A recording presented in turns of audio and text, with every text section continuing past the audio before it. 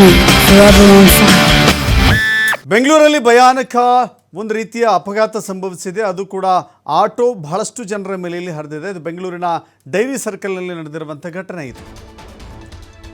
ಬೆಂಗಳೂರಿನಲ್ಲಿ ಭಯಾನಕ hit and run case.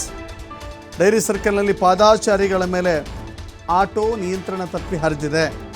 ವೇಗವಾಗಿ ಒಂದು ಬೈಕ್ ಹಾಗೂ ಪಾದಾಚಾರಿಗಳಿಗೆ ಆಟೋ ಡಿಕ್ಕಿಯಾಗಿದೆ. ಡೈರಿ ಸರ್ಕಲ್ನ ಕ್ರೈಸ್ಟ್ ಕಾಲೇಜು ಮುಂಭಾಗದಲ್ಲಿ ನಡೆದಿರುವಂಥ ಘಟನೆ ಇದು. ಆಟೋ ಸಂಖ್ಯೆ K019502 ಈ ನಂಬರಿನ ಆಟೋ ಹಿಟ್ ಆ್ಯಂಡ್ ರನ್ ಮಾಡಿದೆ.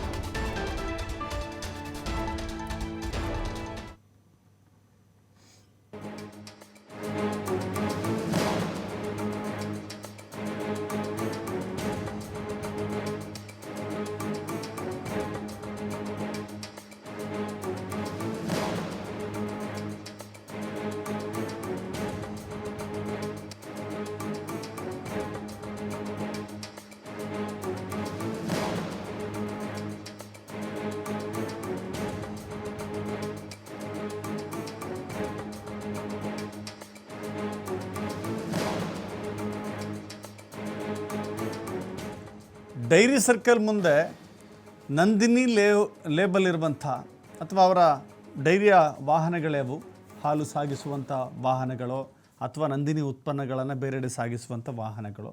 ಆ ವಾಹನದ ಪಕ್ಕದಲ್ಲಿ ಇಬ್ಬರು ನಿಂತ್ಕೊಂಡಿದ್ದಾರೆ. ವೇಗವಾಗಿ ಒಂದು ಆಟೋ ಬರುತ್ತೆ. ಆ ವೇಗವಾಗಿ ಬಂದಂಥ ಆಟೋ ಅವರಿಗೆ ಗುದ್ದುತ್ತೆ. ಆ ಕಡೆ ಈ ಕಡೆ ಚೆಲ್ಲಾಪಿಲ್ಲಿಯಾಗಿ ಜನ ಬೀಳ್ತಾರೆ. ಆದರೂ ಕೂಡ ಡೋಂಟ್ ಕೇರ್ ಅನ್ನೋ ರೀತಿಯಲ್ಲಿ ಆ ವಾಹನ ಚಾಲಕ ಹೋಗ್ತಾನೆ.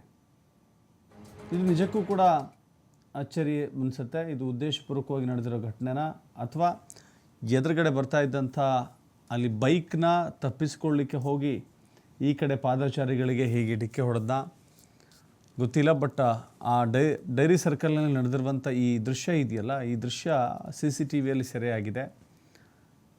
ಆತನ ವಾಹನದ ಸಂಖ್ಯೆಯೂ ಕೂಡ ಗೋಚರವಾಗಿದೆ.